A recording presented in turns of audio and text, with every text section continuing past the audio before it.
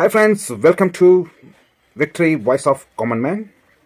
ಇವತ್ತಿನ ವಿಷಯ ಏನು ಅಂದರೆ, ಬಾಂಗ್ಲಾದೇಶ್ ಪ್ರೈಮ್ ಮಿನಿಸ್ಟರ್ ಶೇಖ್ ಹಸೀನಾ ಅವರು ನಿನ್ನೆ ಅಷ್ಟೇ ನಮ್ಮ ಇಂಡಿಯಾಗೆ ಬಂದು ತಲುಪಿದ್ದಾರೆ.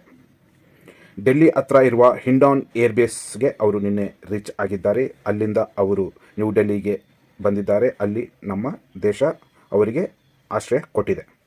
ಏನು ಕಾರಣ? ಶೇಖ್ ಹಸೀನಾ ಅವರು ಬಾಂಗ್ಲಾದೇಶ್ ಪ್ರೈಮ್ ಮಿನಿಸ್ಟರ್ ಆಗಿದ್ದರು. ಅವರು ಅಲ್ಲಿ ರಾಜೀನಾಮಾ ಮಾಡಿ ನಮ್ಮ ದೇಶಕ್ಕೆ ಬರೋದಕ್ಕೆ ಕಾರಣವೇನು? ನಾನು ನನ್ನ ಪ್ರೀವಿಯಸ್ ವೀಡಿಯೋಸಲ್ಲಿ ಬಾಂಗ್ಲಾದೇಶ್ ವೈಲೆನ್ಸ್ ನಡೀತಾ ಇದೆ, ಈ ಥರ ಅಲ್ಲಿ ಒಂದು ಸ್ವಲ್ಪ ಉದ್ರಿತವಾದ ವಾತಾವರಣ ನಡೀತಾ ಇದೆ ಅಂತ ಒಂದು ವಿಡಿಯೋ ಹಾಕಿದ್ದೆ. ಅಲ್ಲಿ ನಾನು ಎಕ್ಸ್ಪ್ಲೈನ್ ಮಾಡಿದ್ದೆ ಏನು ನಡೀತಾ ಇದೆ ಬಾಂಗ್ಲಾದೇಶಲ್ಲಿ ಅಂತ. ಏನು ನಡೀತಾ ಇದೆ, ಏನಕ್ಕೆ ಇವರು ಇಲ್ಲಿಗೆ ರಾಜೀನಾಮೆ ಮಾಡಿ ಬಂದಿದ್ದಾರೆ ಅಂದರೆ, ಅಲ್ಲಿನ ಸ್ಟೂಡೆಂಟ್ಸ್, ಯೂನಿವರ್ಸಿಟಿ ಸ್ಟೂಡೆಂಟ್ಸ್ ಎಲ್ಲರೂ ಗೌರ್ಮೆಂಟ್ ಅಗೇನ್ಸ್ಟ್ ಆಗಿ, ರಿಸರ್ವೇಷನ್ ಕೋಟಾ ಅಗೇನ್ಸ್ಟ್ ಆಗಿ ಅವರು ಹೋರಾಡ್ತಾ ಇದ್ದಾರೆ. ಅಲ್ಲಿ ಪ್ರೈಮ್ ಮಿನಿಸ್ಟರ್ ಅವರು ಹೇಳ್ತಾರೆ, ಇದು ನಾನು ತಗೊಂಡಿರೋ ನಿರ್ಧಾರ ಇಲ್ಲ, ಸುಪ್ರೀಂ ಕೋರ್ಟಿಂದ ಬಂದಿರೋ ನಿರ್ಧಾರ. ಆದ್ರಿಂದಲೇ ಈ ಕೋಟಾ ಸಿಸ್ಟಮ್ ರಿವೈಸ್ ಮಾಡಿದ್ದೀವಿ, ಇದಕ್ಕೂ ನಮ್ಮ ಗೌರ್ಮೆಂಟ್ಗೂ ಯಾವ ಸಂಬಂಧ ಇಲ್ಲ ಅಂತ ಶೇಖ್ ಹಸೀನಾ ಅವರು ಹೇಳಿದ್ರು. ಗೌರ್ಮೆಂಟ್ ಹೇಳಿದ್ರು ಅಲ್ಲಿನ ವಿದ್ಯಾರ್ಥಿಗಳು ಅದನ್ನು ನಂಬ್ತಿಲ್ಲ. ಯಾರೋ ಎಲ್ಲೋ ಕೂತ್ಕೊಂಡು ರಚನೆ ಮಾಡಿದ್ದಾರೆ ಈ ಗೌರ್ಮೆಂಟ್ ಫಾಲ್ ಡೌನ್ ಆಗೋದಕ್ಕೆ. ಅಲ್ಲಿರೋ ಸ್ಟೂಡೆಂಟ್ಸ್ ರೊಚ್ಚಿಗೆದ್ದಿದ್ದಾರೆ. ಪ್ರೈಮ್ ಮಿನಿಸ್ಟರ್ ನಮಗೆ ಬೇಕಾಗಿಲ್ಲ, ಇವ್ರನ್ನ ಡೌನ್ಫಾಲ್ ಮಾಡಬೇಕು, ಈ ಗೌರ್ಮೆಂಟ್ನ ಫಾಲ್ ಮಾಡಬೇಕು ಅಂತ ನಿರ್ಧಾರ ತೊಗೊಂಡಿದ್ದಾರೆ. ಆದ್ದರಿಂದಲೇ ಇವರು ಅಲ್ಲಿ ರಾಜೀನಾಮೆ ಮಾಡಿ ನಮ್ಮ ಭಾರತ ದೇಶಕ್ಕೆ ಬಂದು ಆಶ್ರಯವನ್ನು ಪಡಿತಾ ಇದ್ದಾರೆ. ಈಗ ಬಾಂಗ್ಲಾದೇಶಲ್ಲಿ ಎಲ್ಲಿ ನೋಡಿದ್ರೂ downfall. Stock market, oil price, Bangladesh ಅಷ್ಟೇ ಅಲ್ಲ, ಪಕ್ಕದ ಬಾರ್ಡ್ರಲ್ಲಿರೋ ನಮ್ಮ ದೇಶ ಆಗಲಿ, ಜಪಾನ್ ಆಗಲಿ ಎಲ್ಲ ಕಡೆಯೂ ಸ್ಟಾಕ್ ಮಾರ್ಕೆಟ್ ಡೌನ್ಫಾಲ್ ಆಗಿದೆ ನಿನ್ನೆ ಸಾಯಂಕಾಲದಿಂದ. ಇದಕ್ಕೆಲ್ಲ ಕಾರಣ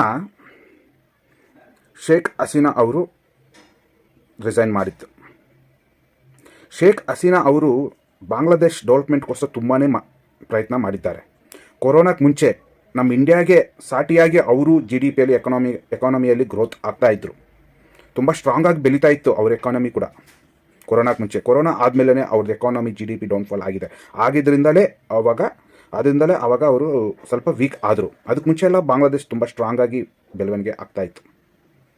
ಶೇಖ್ ಹಸೀನಾ ಅವರು 4 ವಾರಗಳ ಹಿಂದೆಯೇ ನಮ್ಮ ಇಂಡಿಯಾಗೆ ಹೇಳಿದ್ದಾರೆ, USA ಅವರು ಮಿಲಿಟರಿ ಬೇಸನ್ನು ನಮ್ಮ ಬಾರ್ಡರ್ಗಳಲ್ಲಿ ಕಟ್ತಾ ಇದ್ದಾರೆ.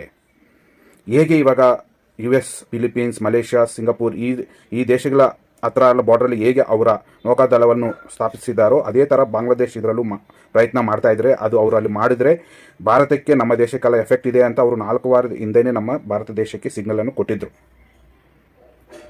ಈಗ ಬಾಂಗ್ಲಾದೇಶಲ್ಲಿ ಇವಾಗ ಪ್ರೈಮ್ ಮಿನಿಸ್ಟರೇ ಇಲ್ಲ, ಈಗ ಅಲ್ಲಿ ಮಿಲಿಟರಿ ರೂಲ್ ಪಾಲನೆ ಆಗುತ್ತೆ ಅಂದರೆ ಅದು ಮೇಜರ್ ಎಫೆಕ್ಟ್ ನಮ್ಮ ದೇಶಕ್ಕೆ ಆಗೋದು.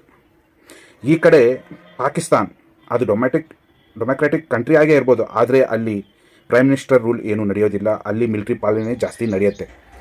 ಇಲ್ಲಿ ಇದೇ ಥರ ಇವಾಗ ಬಾಂಗ್ಲಾದೇಶಲ್ಲಿ ಆಗ್ತಾ ಇದೆ ಅಂದರೆ ಇದರ ಎಫೆಕ್ಟ್ ನಮ್ಮ ದೇಶಕ್ಕೆ ತುಂಬಾ ಇದೆ. ಆ ಕಡೆ ಪಾಕಿಸ್ತಾನ್, ಈ ಕಡೆ ಬಾಂಗ್ಲಾದೇಶ್ ಮಿಲಿಟರಿ ರೂಲಲ್ಲಿ ಇದ್ದರೆ ಹೊಡೆತ ನಮ್ಮ ದೇಶಕ್ಕೆ. ನಾವು ಸ್ವತಂತ್ರ ತಂದುಕೊಟ್ಟ ದೇಶ, ನಾವು ಎಷ್ಟೋ ಸಪೋರ್ಟ್ ಮಾಡಿದ್ದೀವಿ. ಆ ಥರ ದೇಶ ಇವಾಗ ಈ ಥರ ಆಗಿದೆ ಅಂದರೆ ನಂಬಕ್ಕೆ ಆಗಲ್ಲ. ಶೇಖ್ ಹಸೀನಾ ಅವರು ತುಂಬಾ ಪ್ರಯತ್ನ ಪಟ್ಟರು ಅವರ ಡೆವಲಪ್ಮೆಂಟ್ಗೋಸ್ಕರ. ತುಂಬ ರಿಫಾರ್ಮ್ಸ್ ಕ್ರಿಯೇಟ್ ಮಾಡಿದ್ದಾರೆ ಅವರು. ಟೆಕ್ಸ್ಟೈಲ್ ಇಂಡಸ್ಟ್ರಿಯಲ್ಲಿ ಎಷ್ಟೋ ಬಾಂಗ್ಲಾದೇಶ್ ಟೆಕ್ಸ್ಟೈಲ್ಗೆ ಫೇಮಸ್ ಆಗಿತ್ತು. ಆ ದೇಶ ಅಂದರೆ ಟೆಕ್ಸ್ಟೈಲ್. ಆ ಥರ ಒಂದು ಬೆಳವಣಿಗೆ ಡೆವಲಪ್ಮೆಂಟ್ನಲ್ಲಿ ಕ್ರಿಯೇಟ್ ಮಾಡಿ ತೋರಿಸಿದ್ರು. ಆ ಥರ ಶೇಖ್ ಹಸೀನಾ ಅವರು ಯಾರು ಅಂದರೆ, ಅವರ ತಂದೆ 1972 ನಾವು ಸ್ವತಂತ್ರ ತಂದುಕೊಟ್ಟಾಗ ಅವರು ಪ್ರಧಾನಿ ಆಗಿದ್ದರು. ಅವ್ರ ತಂದೆ ಆ ಫ್ಯಾಮಿಲಿಯಿಂದ ಬಂದವರು ಶೇಖ್ ಹಸೀನಾ ಅವರು ಅಷ್ಟೇ ಆ ದೇಶಕ್ಕೋಸ್ಕರ ಕೃಷಿ ಮಾಡಿದರು. ಅವರಿಗೆ ಇವತ್ತು ಅಲ್ಲಿ ಆ ದೇಶದಲ್ಲಿ ಜಾಗ ಇಲ್ಲ, ಅಲ್ಲಿಂದ ಓಡಿಸಿದ್ದಾರೆ. ಯಾರೋ ಮಾಡಿದ ಕುತಂತ್ರ, ಹಿಂದೆ ಯಾರೋ ನಡೆಸ್ತಾ ಇದ್ದಾರೆ, ಇದಕ್ಕೆಲ್ಲ ಕಾರಣ.